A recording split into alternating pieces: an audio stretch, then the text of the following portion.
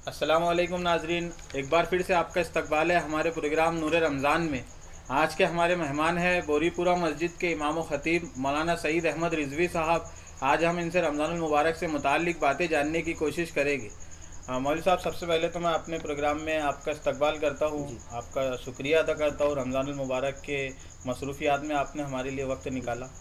हम आपसे रमज़ानुल मुबारक से मुताल्लिक़ कुछ बातें जानना चाहेंगे, कुछ अहादीस, कुछ अल्लाह के नबी सल्लल्लाहु अलैहि वसल्लम ने जो फ़जीलतें बताई, जो रमज़ान से अगर हम फ़ायदा ना उठाए उसके लिए जो वईदें बताई, वो हम आपसे जानना चाहेंगे। बिस्मिल्लाहिर्रहमानिर्रहीम। सबसे पहले आपके तमाम नाज़रीन को बिलखुसूस आपकी खिदमत में अस्सलामु अलैकुम वरहमतुल्लाहि वबरकातुहू। तमाम तारीफ़ है उस अल्लाह के लिए जो माबूद हकीकी है, कि वही है जिसकी इबादत की जाए, उसके सिवा कोई लायक इबादत नहीं। और बेपनाह बेतादाद दरूद व सलाम हो अल्लाह के रसूल सल्लल्लाहु अलैहि वसल्लम पर, जो नबी रहमत, इमाम हिदायत और जिनको अल्लाह ताला ने मा काना व मा यकून का बयान सिखाया। रमज़ान मुबारक का महीना दर हकीकत अल्लाह तबारक व तआला की तरफ से उम्मत मोहम्मदिया के लिए एक इनाम है। वो इनाम ऐसे कि बहुत सारी फ़जीलत इस महीने की है, लेकिन सबसे बड़ी बात अगर की जाए तो अल्लाह ताला इस महीने के ताल्लुक़ से कुरान मजीद में इरशाद फरमाता है, शाहरु रमज़ान अल्लज़ी उन्ज़िला फ़ीहिल कुरान, कि रमज़ान का वो महीना जिसमें कुरान को अल्लाह ने नाजिल फरमाया। अब इसकी एक एक साअत रहमतों, बरकतों, वसाअतों से भरपूर है, लेकिन सबसे बड़ी बात यह कि इस महीने में अल्लाह ने कुरान मजीद को नाजिल फरमाया। और एक हदीस पाक है कि एक दिन हज़रत जिब्रील अमीन हुज़ूर सल्लल्लाहु अलैहि वसल्लम की खिदमत में हाज़िर हुए और अर्ज़ की, या रसूल अल्लाह सल्लल्लाहु अलैहि वसल्लम, बदनसीब है वो इंसान जिसने रमज़ान मुबारक का महीना पाया लेकिन उसकी तकरीम ना की, उसमें फ़ायदा ना उठाया। और खुश नसीब है वो लोग जिनको अल्लाह ने ये महीना नसीब फरमाया, तो इस महीने में उन्होंने इनाम कमाया, अल्लाह की इबादतें की, उन्होंने कुरान मजीद की तिलावत की, और इस महीने को हासिल करने के बाद उन्होंने अल्लाह की नियामतों का शुक्र अदा किया। तो इससे ये अंदाज़ा होता है कि तमाम महीनों में जितने 12 महीने होते हैं, उस तमाम महीनों में सबसे अफजल और बाबरकत महीना जो है वो रमज़ानुल मुबारक का महीना है। मौलवी साहब, एक सवाल हम ये आमतौर पे जानना चाहते हैं कि रमज़ान को रमज़ान क्यों कहा जाता है? क्या वजह है कि रमज़ान को रमज़ान नाम दिया गया? अरबों में तारीख रकम करने का बहुत बड़ा रिवाज था, यानी तारीख को मुरतब करना, उसको संभाल कर रखना, और तारीख़ के लिए अरब बहुत कोशा रहा करते थे, बहुत कोशिशें किया करते थे। तो अरबों ने जब महीनों के नाम तरतीब देना शुरू किया तो पहले महीनों को शहरुल अव्वल, शहरुल सानी, शहरुल सालिस, शहरुल राबी इस तरीके से कहा जाता था, यानी पहला महीना, दूसरा महीना, तीसरा महीना। अब जब अरबों ने महीनों के नाम तरतीब दिए तो वो किसी न किसी वाक़ये की बदौलत उसके नाम को तरतीब दिया करते थे। जैसे ज़िलहज्जा, तो मतलब क्या है? हज का महीना है ना। रबीउल अव्वल, रबीउल सानी, फसल के लगने का और फसल के कटने का वक्त। अब इन्होंने आपस में फ़ैसला किया कि हमें रमज़ान के इस महीने का नाम तरतीब देना है। तो अरब के चंद मुअज़्ज़ज़ लोग एक जगह तशरीफ़ ले गए और उन्होंने वहाँ एक मशवरा किया कि इस महीने का नाम क्या रखना चाहिए। तो उन्होंने देखा कि जिस वक्त वो मशवरा करने के लिए बैठे हुए थे उस वक्त तेज़ धूप पड़ रही थी, झुलसा देने वाली धूप, और दिमाग, कल्ब को और जिगर को गरमा देने वाली धूप। तो अरबी लुगत के अंदर, अरबी डिक्शनरी में रमज़ान का मतलब होता है झुलसा देने वाली धूप या लौ लगने वाली धूप। बस यही वजह थी कि उन लोगों ने इस महीने का नाम रमज़ान रख दिया। और अब ये जो रमज़ान है इसका जो मतलब है झुलसा देने वाली गर्मी, यानी लौ लगने वाली गर्मी, तो ये जो लफ्ज़ है ये रोज़े से भी मुत्तसिफ़ है, क्योंकि रोज़े की हालत में एक बंदा अल्लाह तबारक व तआला की रज़ा और खुशनुदी के लिए सुबह सादिक से तो गुरूब आफ्ताब तक अपने आप को खाने पीने से महफूज रखता है और जिनसी ख्वाहिशात से अपने आप को महफूज रखता है। यही वजह है कि इस महीने को रमज़ानुल मुबारक कहा जाता है। मौलवी साहब, एक सवाल हम ये जानना चाहते थे कि रोज़े जिस तरह से रमज़ान में हमारे ऊपर फ़र्ज़ है, उम्मत मोहम्मदिया सल्लल्लाहु अलैहि वसल्लम पर जिस तरह रोज़े फ़र्ज़ है, क्या इसके पहले की उम्मत पर भी रोज़े फ़र्ज़ हुआ करते थे? बिल्कुल, बेशक। अल्लाह पाक कुरान मजीद में इरशाद फरमाता है, या अय्युहल्लज़ीना आमनू कुतिबा अलैकुमुस्सियामु कमा कुतिबा अलल्लज़ीना मिन क़ब्लिकुम लअल्लकुम तत्तक़ून। ऐ ईमान वालो, तुम पर रोज़े फ़र्ज़ किए गए जैसा कि तुमसे पिछली उम्मत पे फ़र्ज़ किए गए थे। लेकिन एक बात हमें याद रखना ज़रूरी है कि पिछली उम्मत पर जो रोज़े फ़र्ज़ किए गए थे और इस उम्मत पे जो रोज़े फ़र्ज़ है इसमें बहुत ज़्यादा फ़र्क है। पिछली उम्मत पे जो रोज़े फ़र्ज़ किए गए थे तो वो रोज़े इस तरह थे कि غروب آفتاب کے بعد یعنی کہ سورج ڈوبنے کے بعد جب آپ کی آنکھ لگ جاتی تھی تو آپ کا روزہ ہو جاتا تھا. یعنی مثال کے طور پہ اگر میں آج کی گھڑی سے اگر کمپیئر کر کے دیکھو، آج کی گھڑی کے تعلق سے اگر آپ کو مثال دوں تو 9 بجے اگر کوئی شخص سویا رات کو اور 9:30 بجے اگر وہ نیند سے بیدار ہو گیا تو اب اس کا روزہ رہا کرتا تھا، اسے کھانے پینے کی اجازت نہیں ہوتی تھی. اب رات بھر بھی وہ حالت روزہ میں رہتا تھا اور دن بھر بھی وہ حالت روزہ میں رہتا تھا. اور بعض مفسرین تو یہ بھی فرماتے ہیں، سورہ مریم کی ایک آیت ہے، جب اللہ تعالیٰ نے حضرت عیسیٰ علیہ السلام کو مریم رضی اللہ تعالیٰ عنہا کے بطن میں جب جلوہ گر فرمایا تو اللہ فرماتا ہے وَقُولِي وَاشْرَبِي وَقَرِّي عَيْنًا فَإِمَّا تَرَيِنَّا مِنَ الْبَشَرِ أَحَدًا فَقُولِي إِنِّي نَذَرْتُ لِلرَّحْمَنِ صَوْمًا فَلَنْ أُكَلِّمَ الْيَوْمَ إِنسِيًّا. اے مریم کھا اور پی اور اپنی آنکھوں کو ٹھنڈا رکھ، اور جب تو کسی بشر کو دیکھ اور وہ تجھ سے بات کرنے کی کوشش کرے تو اس سے کہے کہ آج میں کسی سے بات نہیں کروں گی، میں نے آج رحمان کے نام کا روزہ مانا ہے. تو اس آیت کی روشنی میں بعض مفسرین یہ فرماتے ہیں کہ پچھلی امت میں، پچھلی کچھ شریعت میں بولنے کا بھی روزہ ہوا کرتا تھا. یعنی اگر آپ منہ سے بات کرو تو منہ سے بات کرنے میں بھی روزہ ٹوٹنے کا احتمال ہوتا تھا. لیکن زیادہ تر مشہور ترین قول یہی ہے، صحیح ترین قول یہ ہے کہ سونے کے بعد آپ کا روزہ ہو جایا کرتا تھا. تو ایک صحابی ہے، ان کو شیر کے شکار کے لیے وہ جایا کرتے تھے.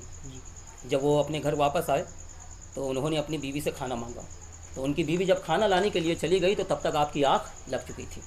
جب آپ کی بیوی کھانا لے کر واپس آئی اور آپ کو جگایا تو آپ کے سامنے جب کھانا رکھا تو آپ نے کھانا کھانے سے انکار کر دیا. انہوں نے کہا کہ شریعت مطہرہ کے مطابق اب میرا روزہ ہو چکا ہے، میں کھانا نہیں کھا سکتا. تو رات بھر وہ اسی عالم میں رہیں، دن بھر ان کی طبیعت ناساز ہو گئی اور تھوڑی تھوڑی دیر میں چکر آنے لگے، اور جیسے جیسے وقت گزرتے جاتا تھا آپ کافی کمزور ہوتے چلے جاتے تھے. ان کا مسئلہ اللہ کے رسول صلی اللہ علیہ وسلم کی بارگاہ میں پہنچا تو حضور علیہ السلام نے پورا حال دریافت فرمایا. تو جب حال آپ نے دریافت فرمایا تو اسی وقت قرآن مجید کی آیت نازل ہوئی، وَكُلُوا وَاشْرَبُوا حَتَّى يَتَبَيَّنَ کہ کھاؤ اور پیو اس وقت تک یہاں تک کہ صبح کی سفیدی تمہارے لیے سیاہی کے ڈورے سے نمودار نہ ہو جائے. یعنی پہلے کیا حکم تھا؟ پہلے یہ حکم تھا کہ رات میں جب بھی تم سو جاؤ، اب تمہارا روزہ ہوا کرتا تھا، رات بھر بھی روزہ، دن بھر بھی روزہ. لیکن اب امت محمدیہ کو اللہ تعالیٰ نے سب سے بڑا انعام یہ دیا کہ اب صبح صادق تک تمہارے لیے کھانے پینے کی اجازت ہے. یعنی اب تمہارے لیے وہ پہلے والا حکم نہیں ہے. تو اس کا مطلب یہ ہے کہ اللہ پاک جو فرماتا ہے یا ایھا الذین آمنوا کتب علیکم الصیام، تم پر روزے فرض کیے گئے جیسا کہ تم سے پچھلی امت پہ فرض کیے گئے تھے. تو اب یہ آیت منسوخ ہے. منسوخ آیت کا مطلب یہ ہوتا ہے، اگر میں آپ کے جو ناظرین کو سمجھانے کے لیے تھوڑا بتاؤں تو قرآن مجید میں کل ملا کر 26 آیتیں ایسی ہیں کہ جس کے حکم کو اللہ نے منسوخ فرما دیا ہے اور اس کی جگہ پر اللہ نے دوسرے حکم کو ناسخ کر دیا ہے. امام جلال الدین سیوطی رحمۃ اللہ علیہ نے اس کے تعلق سے پوری ایک کتاب لکھی ہے جس کا نام الناسخ والمنسوخ ہے. تو منسوخ آیت کا مطلب یہ ہوتا ہے کہ آیت پر ہمارا ایمان ہے، آیت قرآن مجید کی ہے لیکن اس کے اوپر عمل نہیں کیا جا سکتا. کیوں؟ کیونکہ اللہ تعالیٰ نے اس کے جو حکم ہے اس کے حکم کو منسوخ فرما دیا ہے. جیسے مثال کے طور پر میں ایک آیت آپ کے سامنے پڑھ کے دکھاتا ہوں. قرآن مجید کی ایک آیت ہے کہ قل یا ایھا الکافرون، کہہ دو ان کافروں سے کہ نہ میں وہ پوجتا ہوں جو تم پوجتے ہو. اور اس کی جو آخری آیت ہے لکم دینکم ولی دین، تمہارے لیے تمہارا دین، ہمارے لیے ہمارا دین. تو اس کا مطلب کیا ظاہر ہوتا ہے؟ اس کا مطلب تو یہی ظاہر ہوتا ہے نا کہ نہ کافروں کا رد کرو، نہ ان کی بت پرستی کا رد کرو، نہ ان کے خلاف کچھ باتیں کہو، تقریریں کہو، یا ان کے جو عقائد ہے ان کے عقائد کا رد کرو. یہی اس سے ظاہر ہوتا ہے کہ تم تمہارے دین پر قائم رہو، ہم ہمارے دین پر قائم ہوتے. لیکن یہ آیت منسوخ ہے. کیوں؟ کیونکہ اس آیت کو اللہ تعالیٰ نے اس وقت نازل فرمایا تھا جب مکہ میں مسلمانوں کی تعداد بہت کم تھی. تو اس وقت اللہ تعالیٰ نے اس آیت کو نازل فرمایا. لیکن بعد میں جب مسلمان اچھی خاصی اکثریت میں ہو گئے اور مدینے کے قرب و جوار میں، اطراف میں لوگوں نے اسلام قبول کرنا شروع کر دیا تو ایک مکمل مسلمانوں کی ایک بہت بڑی اکثریت مدینے کے اندر ہو گئی. تب اللہ تعالیٰ نے آیت نازل فرمایا یا ایھا النبی جاہد الکفار والمنافقین واغلظ علیہم، اے غیب کی خبر دینے والے نبی کافروں اور منافقوں پر سختیاں کرو. اب آپ دیکھیں پہلے والی آیت کیا ہے؟ لکم دینکم ولی دین، تمہارے لیے تمہارا دین، ہمارے لیے ہمارا دین. لیکن اب کیا فرماتا ہے؟ کفار اور منافقین پہ سخت کیا کرو. تو اس سے یہ ظاہر ہوتا ہے کہ جو پہلے والی آیت ہے وہ آیت منسوخ ہے, اللہ تعالیٰ نے اس کی جگہ پہ اس آیت کو ناسخ فرمایا. تو اسی طریقے سے ایسی 26 آیتیں ہیں, وقت تو اتنا نہیں ہے کہ میں آپ کو بتاؤں, لیکن اللہ تعالیٰ جو فرماتا ہے یا ایھا الذین آمنوا کتب علیکم الصیام کما کتب علی الذین من قبلکم لعلکم تتقون, یہ آیت روزے کی فرضیت کے تعلق سے تو ہے لیکن اس کے حکم کو منسوخ فرما دیا ہے, کیونکہ اس میں جو لفظ ہے کہ پچھلی امت کی طرح, یعنی ہم نے تمہارے اوپر روزے ویسے فرض کیے جیسے ہم نے پچھلی امت کے اوپر فرض کیے. اللہ تعالیٰ نے اس کے حکم کو منسوخ فرما دیا اور اس کی جگہ پہ اللہ فرماتا ہے وَكُلُوا وَاشْرَبُوا حَتَّى يَتَبَيَّنَ لَكُمُ الْخَيْطُ الْأَبْيَضُ مِنَ الْخَيْطِ الْأَسْوَدِ مِنَ الْفَجْرِ, کھاؤ اور پیو یہاں تک کہ صبح کی سفیدی تمہارے لیے نمودار نہ ہو جائے. اس سے یہ ظاہر ہوتا ہے کہ اذان کا ہونا یہ سحری کے ختم ہونے کی دلیل نہیں ہے. جیسے عام طور پہ ایسا ہوتا ہے کہ ہمارے بہت سارے بزرگ ایسے ہوتے ہیں جن کو علم نہیں ہوتا ہے, تو اگر کوئی پانی پینا بھول جائے جیسے سحری کے اندر تو اذان ہو بھی جاتی ہے, جب بھی اس کو کہتے ہیں کہ بھائی پانی پی لو تو اذان ہو رہی ہے, اذان مکمل ہونے دو, اذان مکمل ہو جائیں گی جب کہیں جا کر پانی پی لینا. تو انہیں یہ سمجھنا چاہیے کہ اذان کا ہونا سحری کے ختم کی دلیل نہیں ہے, صبح صادق کا ہونا سحری کے ختم کی دلیل. صبح صادق کا ہونا, صبح صادق جب ہو گئی اس وقت سحری کا وقت ختم ہو گیا اور وہاں سے فجر کا وقت آپ کے لیے شروع ہو چکا ہے. مول صاحب ابھی آپ نے جو بتایا سحری کے وقت سے متعلق, تو اسی طرح ایک افطار کے وقت کے متعلق بھی کچھ باتیں ہمارے ذہن میں ہیں. ایک عام طور پر ایک حدیث بار بار پیش کی جاتی ہے جس میں یہ کہا جاتا ہے کہ ایک حدیث پاک کا مفہوم ہے, حضور صلی اللہ علیہ وسلم نے ارشاد فرمایا کہ جب بلال حبشی رضی اللہ تعالیٰ عنہ کو اذان دیتا سنو تو کھانا پینا شروع کر دو. تو یہ حدیث کہاں تک صحیح ہے, کیا افطار سے متعلق کیا حکم ہے؟ جی جواد بھائی, یہ حدیث کتب صحیحہ کے اندر موجود ہے, لیکن جس طریقے سے اس کا مطلب سمجھایا جاتا ہے تو ویسا اس کا مطلب نہیں ہے. میں حقیقی مطلب آج آپ کو بتاتا ہوں اس حدیث کا. یہ حدیث سیاح ستہ کی ساری کتابوں میں موجود ہے. اللہ کے رسول صلی اللہ علیہ وسلم ارشاد فرماتے ہیں جب تم بلال حبشی کو اذان دیتا سنو تو کھانا پینا شروع کر دو.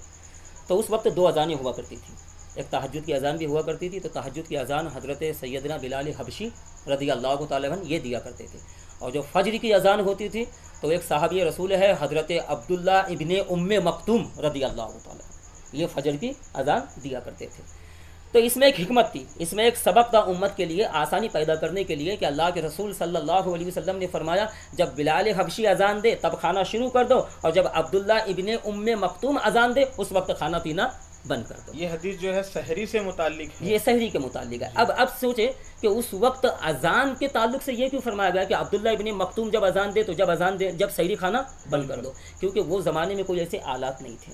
اور جیسے آج کے دور میں گھڑیاں ہے, آج کے دور میں ماڈرن سائنس ہے, لیکن وہ دور میں ایسا کچھ نہیں تھا. تو ایک امت کو آسانی پیدا کرنے کے لیے اللہ کے رسول صلی اللہ علیہ وسلم نے فرمایا جب بلال حبشی اذان دے کھانا شروع کر دو, اور عبداللہ ابن ام مکتوم جب اذان دینا شروع کر دے اس وقت کھانا پینا بند کر دو, سحری بند کر دو. یہی اس حدیث کا حقیقی مطلب ہے. ایک بات ہم یہ جاننا چاہیں گے مول صاحب کہ روزہ کن باتوں سے ٹوٹ جاتا ہے, روزہ توڑنے والی چیزیں کیا ہے؟ روزہ, یہ بڑا اچھا سوال آپ نے کیا, کیونکہ عام طور پہ اس کی ضرورت بہت زیادہ ہے. قوم کو بہت سارے مسائل پتہ نہیں ہوتے ہیں. میرے پاس کچھ لوگ ایسے آتے ہیں جو کہتے ہیں مولوی صاحب کیا کٹنگ کرنے سے روزہ ٹوٹ جائے گا؟ حالانکہ آپ دیکھیں 3 چیزیں ایسی ہیں اگر جس کا مطلب اگر آپ جان لیں, ہر خاص و عام, میں آپ کی بات نہیں کر رہا ہوں, ہر خاص و عام کی, تو بہت سارے مسائل وہ سیکھ سکتا ہے. روزہ صرف 3 اصول کے اوپر ٹوٹ سکتا ہے, غور کریں. میں آپ کے ناظرین کو بھی بالخصوص یہ کہنا چاہوں گا, سب سے پہلی بات, آنکھ کے راستے, کان کے راستے, آنکھ کے راستے, ناک کے راستے یا حلق کے راستے کسی چیز کا داخل ہونا, کسی چیز کا داخل ہونا, اس سے روزہ ٹوٹ جائے گا. آنکھ, ناک اور منہ, اس کے راستے.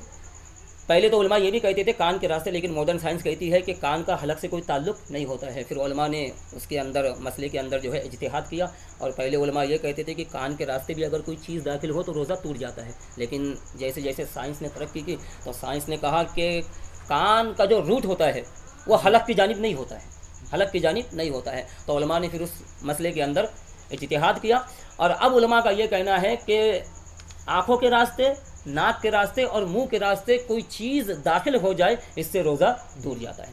جیسے عام طور پہ آپ نے دیکھا کہ جب ہم آئی ڈراپ جو ہوتا ہے, یعنی آنکھوں میں ڈالنے والا جو ڈراپ ہوتا ہے, جب ہم آنکھوں میں ڈالتے ہیں تو تھوڑی دیر بعد ہماری حلق میں کڑواہٹ محسوس ہوتی ہے, تو اس سے روزہ ٹوٹ جاتا ہے. یہ پہلی بات ہو گئی. दूसरी बात होती है उल्टी होना। अब उल्टी भी कैसे, मुंह भर के, अगर थोड़ी सी उल्टी हो तो उससे रोज़ा नहीं टूटता है। किसी को थोड़ी उल्टी हो गई या किसी को एक तरह की डकार आई, उसमें थोड़ा सा पानी निकल गया, तो इसमें रोज़ा नहीं टूटेगा। मुंह भर के उल्टी हो तो ही रोज़ा टूटता है। अब मुंह भर के उल्टी किसे कहते हैं? तो मुंह भर के उल्टी होने का मतलब है कि वो उल्टी जिसको रोक पाना बहुत मुश्किल होता है, जिसको रोक पाना बहुत मुश्किल होता है, और एकदम से वो उल्टी पूरा का पूरा मवाद जो है मादे से खारिज कर देती है। और तीसरी चीज़ होती है गुस्ल को अपने आप पर वाजिब करना। एक चीज़ होती है गुस्ल का वाजिब होना, और दूसरी चीज़ होती है गुस्ल को खुद अपने ऊपर वाजिब करना। तो अगर कोई शख्स खुद गुस्ल को अपने ऊपर वाजिब कर ले तो जाहिर सी बात है इससे रोज़ा टूट जाएगा। आप उसको समझते हैं, नाजरीन भी समझते हैं गुस्ल को अपने ऊपर वाजिब करने का मतलब क्या है। अब एक बात मैं आपको और बता दूं कि पहली जो बात मैंने आपको बताई कि आँखों के रास्ते, नाक के रास्ते या मुंह के रास्ते किसी चीज़ का दाखिल हो जाना, इससे रोज़ा टूट जाता है। लेकिन कुछ चीज़ें ऐसी हैं कि जिसको रोक पाना बहुत मुश्किल काम है। तो उलमा फरमाते हैं, मुफस्सिरीन फरमाते हैं, मुहक्किकीन फरमाते हैं कि उससे रोज़ा नहीं टूटेगा। जैसे आटे की जो चक्की होती है पीसने की, तो आम तौर पे ऐसा होता है कि आटा उड़कर नाक के रास्ते या मुंह के रास्ते दाखिल हो सकता है, जिससे रोक पाना बहुत मुश्किल काम है। तो उलमा फरमाते हैं कि इससे रोज़ा नहीं टूटेगा। पंसारी की दुकान पे जो शख्स काम करता है, जहाँ पे माजून बनाने पड़ते हैं, जड़ी बूटी को कूटना पड़ता है, तो कूटते वक्त अगर कोई दवा नाक या मुंह के रास्ते अगर उसका जो सफूफ है अगर वो दाखिल हो जाए तो उससे भी रोज़ा नहीं टूटेगा। और तीसरी बात, हमारी जो ख़वातीन होती हैं तो वो किचन में खाना बनाते वक्त कोई मिर्ची या किसी चीज़ की धास अगर उनको महसूस हो जाए तो उसको तो रोक पाना बहुत दुश्वार है, ऐसी चीज़ों से भी रोज़ा नहीं टूटेगा। ये तीन चीज़ों को अगर आपने समझ लिया, एक बार मैं और बता दूँ आपके नाज़रीन को, आँखों के रास्ते, नाक के रास्ते या मुंह के रास्ते किसी चीज़ का दाखिल हो जाना, इससे रोज़ा टूट जाएगा। मुंह भर के उल्टी होना, इससे रोज़ा टूट जाएगा। और गुस्ल को अपने आप पर वाजिब कर लेना, इससे रोज़ा टूट जाएगा। अगर ये तीन बातों को अगर आप समझ लें तो इंशाअल्लाह ताला बहुत सारी बातों का आपको इल्म हो जाएगा कि किन बातों से रोज़ा टूट जाता है, किन बातों से रोज़ा नहीं टूटता है। कुछ सवालात हमारे लिए लोगों ने भी भेजे हैं जो लोग आमतौर पर उल्मा से जानना चाहते हैं। ऐसे सवालात में ख़ासतौर पर एक सवाल ये है कि हामिला औरत के लिए रोज़े का क्या हुक्म है?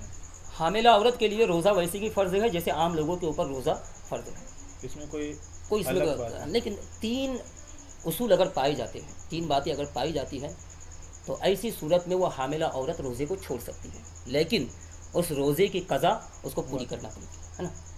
सबसे पहली बात, अगर कोई काबिल डॉक्टर या हकीम कह दे कि इस वक्त रोज़ा रखना तुम्हारे लिए ठीक नहीं है, तुम्हें पानी की कमी हो सकती है या फिर तुम कमज़ोर हो सकती हो, ऐसी सूरत में वो औरत रोज़ा छोड़ सकती है। लेकिन उसमें भी एक बात है कि जो डॉक्टर है वो मुसलमान होना चाहिए, काफिर डॉक्टर का कोई एहतिमाल नहीं है, उसकी बातों के ऊपर यकीन नहीं करना चाहिए। अगर मुसलमान बाशरा डॉक्टर अगर कह दे कि इस वक्त रोज़ा रखना तुम्हारे लिए ठीक नहीं है, ऐसी सूरत में वो औरत रोज़ा छोड़ सकती है। दूसरी बात यह है कि औरत को अगर साबिक़ा ज़िंदगी का तजुर्बा हो कि पहली बार मैंने हामिला पीरियड में रोज़ा रखा था, उसके बाद मुझे तकलीफ़ हो गई थी, इस बार भी अगर वो हामिला है तो ऐसी सूरत में भी वो औरत रोज़ा छोड़ सकती है। और तीसरी सूरत ये है कि रोज़ा उस औरत ने रख लिया लेकिन हालत रोज़ा में उसको बहुत ज़्यादा कमज़ोरी हो रही हो या बहुत ज़्यादा कमज़ोरी उसके ऊपर हावी होती चली जा रही हो, जिससे बच पाना बहुत मुश्किल है और उससे बहुत सारी तकलीफ़ें पैदा हो रही है, ऐसी सूरत में भी वो औरत रोज़ा छोड़ सकती है। लेकिन वक्त हो जाने के बाद अब उसके ऊपर उसकी क़ज़ा जो है लाजिम है, यानी उसको पूरा करना पड़ेगा जितने रोज़े। अब उसके कफ़ारा लाजिम नहीं होगा, जैसे कि 60 मिस्किनों को खाना खिलाना, ये 7 रोज़े रखना, वो कफ़ारा उसके ऊपर लाजिम नहीं होगा, क्योंकि उसने जो रोज़ा छोड़ा है, जो तर्क उसने किया है, एक मजबूरी, एक माजूर थी वो, उस वजह से उसने वो रोज़ा छोड़ा है, तो कफ़ारा उसके ऊपर लाजिम नहीं होगा।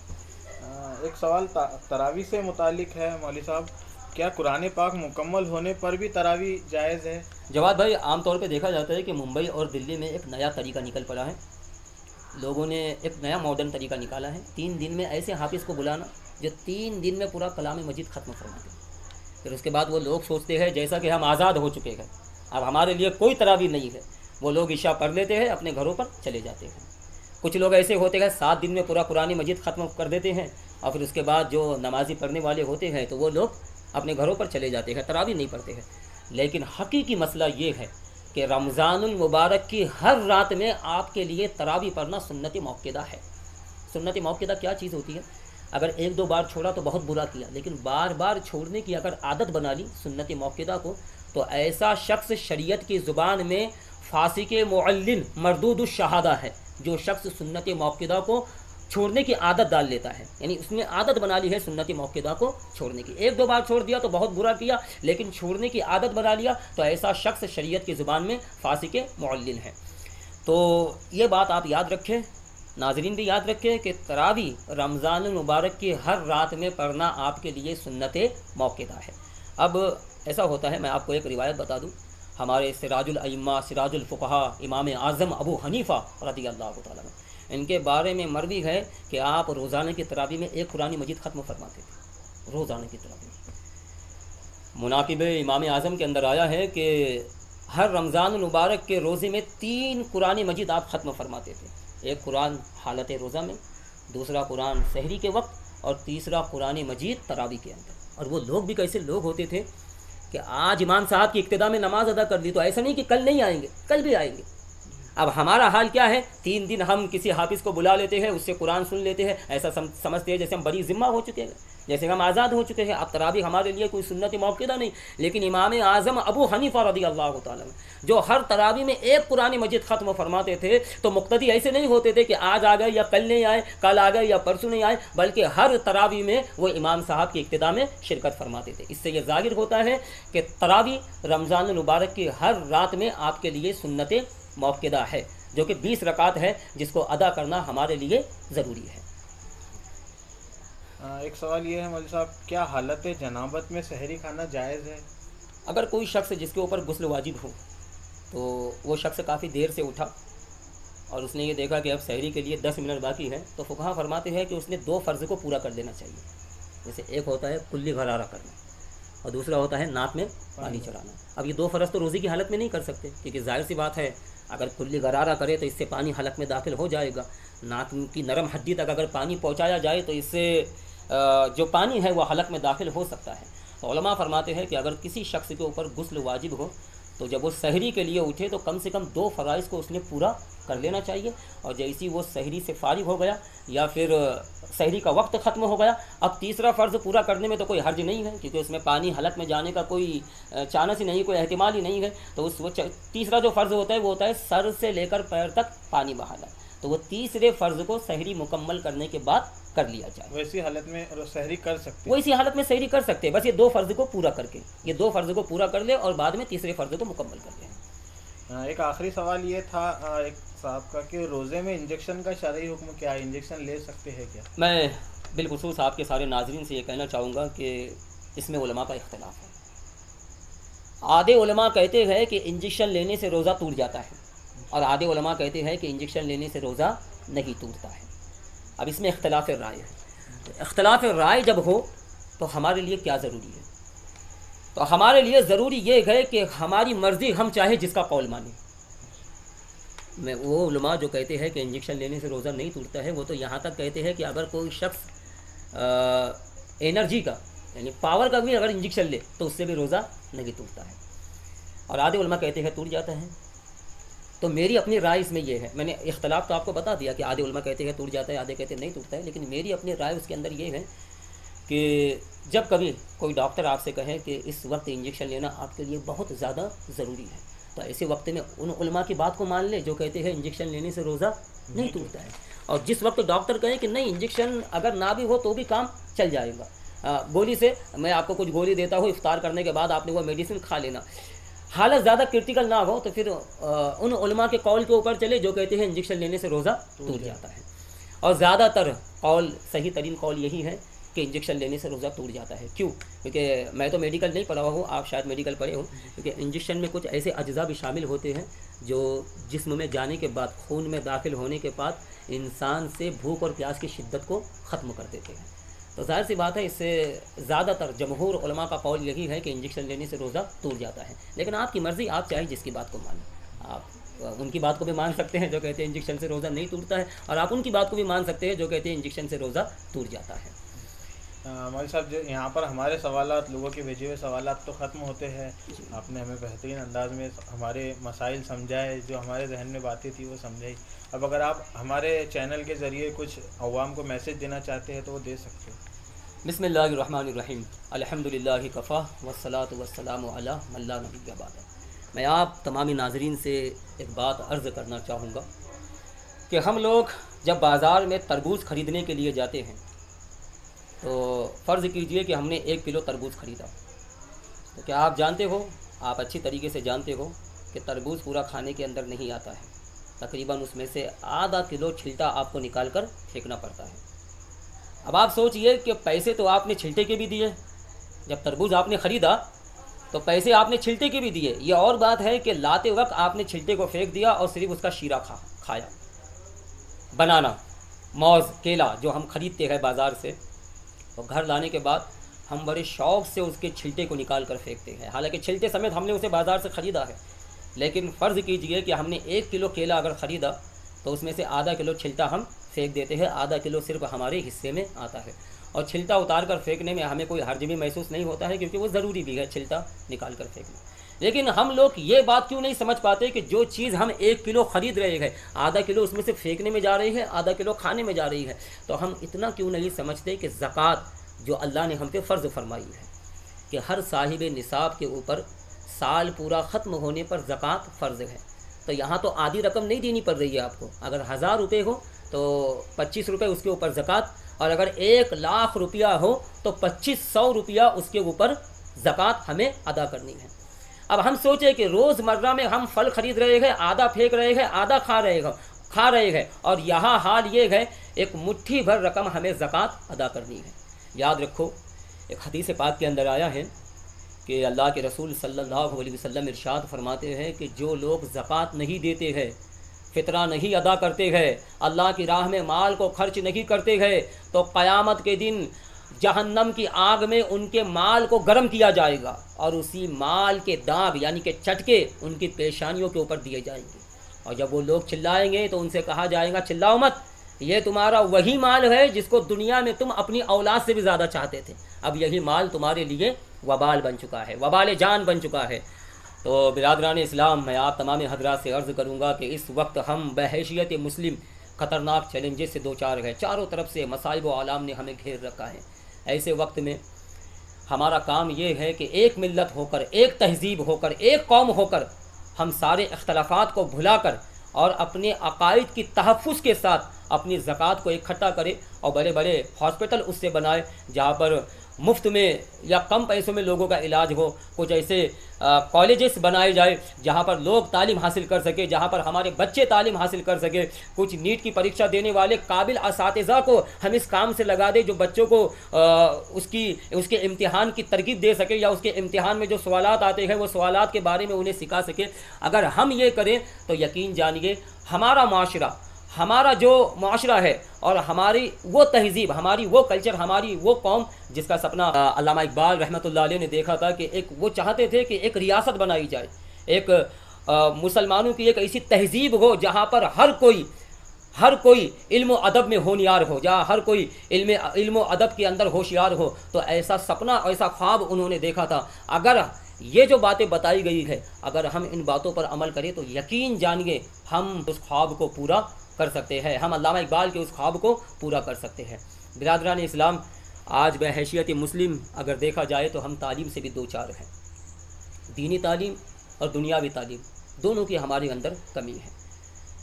پرفتن دور کے اندر یہ بات دیکھی جاتی ہے کہ ایک بچہ اگر 3 بچوں کا باپ بن جاتا ہے، ایک لڑکا جو کہ 3 بچوں کا باپ بن چکا ہے، 4 بچوں کا باپ بن چکا ہے، بڑے شرم کے ساتھ کہنا پڑتا ہے کہ اس کو ابھی تک غسل کا طریقہ نہیں یاد ہے۔ علماء سے کہتا ہے مولوی صاحب غسل کا طریقہ لکھ دیجیے، اگر لکھا جائے تو کہتا ہے ہندی میں لکھ کر دیجیے، مجھے اردو سمجھ نہیں آتی ہے۔ خیر، طریقے لکھنے کے بعد بھی کئی نوجوان ایسے ہیں جن کو غسل کا طریقہ یاد نہیں ہے۔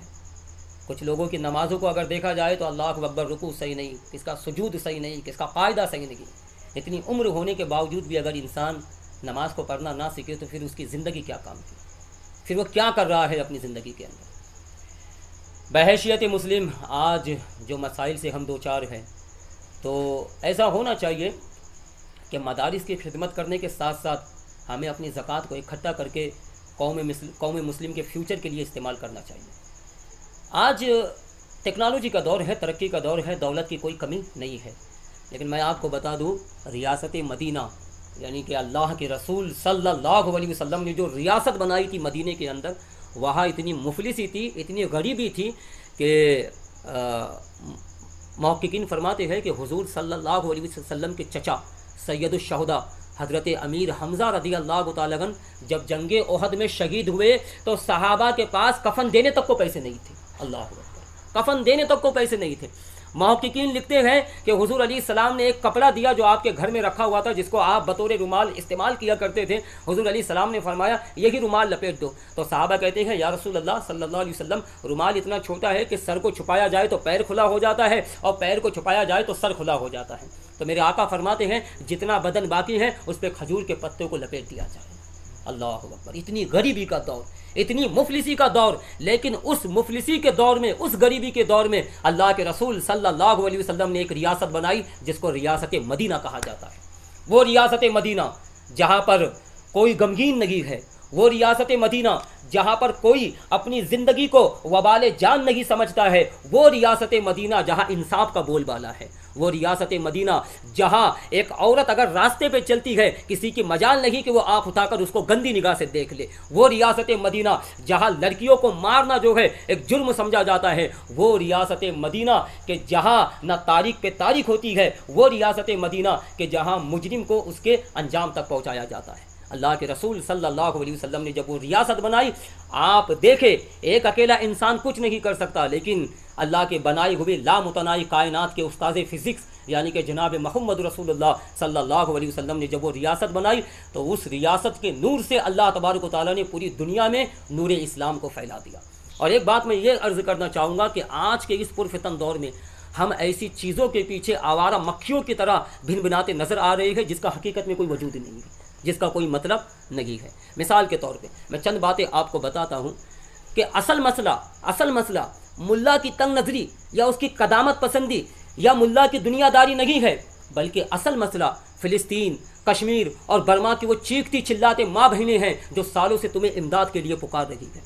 اصل مسئلہ یہ نہیں ہے کہ اصل مسئلہ یہ نہیں ہے کہ کس طریقے سے میرا جسم میری مرضی کہہ کر ایک نظام کو برباد کیا جا رہا ہے اور اس کا بہانہ لے کر سماج میں ماحول پیدا کیا جا رہا ہے، بگاڑ کا ماحول بنایا جا رہا ہے. اصل مسئلہ یہ نہیں بلکہ اصل مسئلہ افریقہ اور نائجیریا کے وہ ننگے بھوکے بچے ہیں جو سالوں سے کسی امداد کے منتظر ہیں.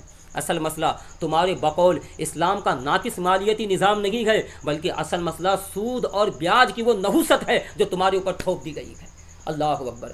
پرفتن دور، آج کے اس پرفتن دور میں دیکھیں ہماری ماں بہنیں بے آبرو ہو کر، بے پردہ ہو کر جو ہے سود سے پیسے اٹھا رہی ہیں. اگر ہم نے ہمارے گھر کے اندر ایک ماحول بنایا ہوتا، اگر دین کا ایک ماحول بنایا ہوتا تو آج ہمیں اس چیز کی ضرورت نہیں پیش آتی.